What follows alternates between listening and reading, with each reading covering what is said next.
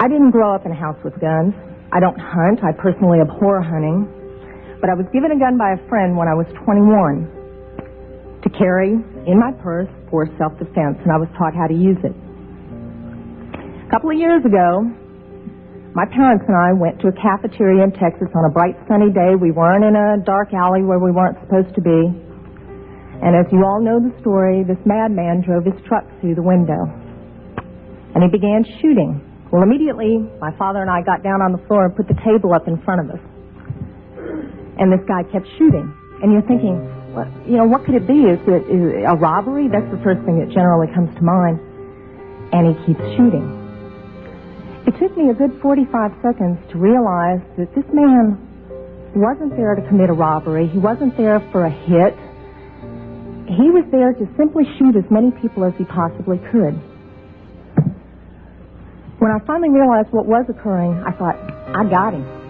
And I reached for my purse. He was maybe 12 feet away. Is it possible my gun could have jammed? Sure. Is it possible I could have missed? Sure. But I can tell you I've hit much smaller targets at much greater distances. But then I realized that a couple of months earlier I had made the stupidest decision of my life. I took my gun out of my purse and left it in my car. Because as you well know, in the state of Texas, it's sometimes a felony offense to carry a gun in your purse.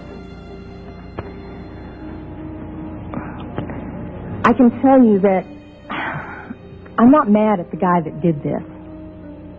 As he continued, it was obvious that he was a madman. My father, at that point, said, I just got to do something. I've got to do something. He's going to kill everybody in here. And he rushed the man. No way. This guy turned, shot him in the chest. He went down, was obviously mortally wounded. For whatever reason, that made the man change directions and go off to my left.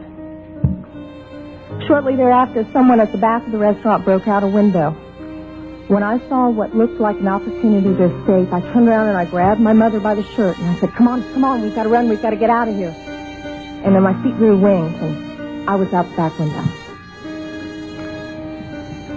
As soon as I got out, I realized that my mother had not followed me out.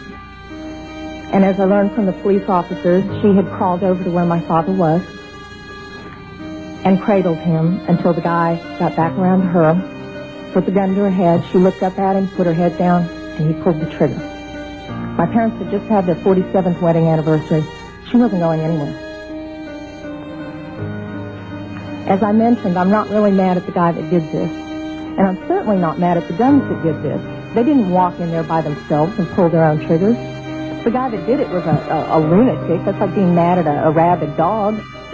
I'm mad at my legislators for legislating me out of the right to protect myself and my family. I would much rather be sitting in jail with a felony offense on my head and have my parents alive.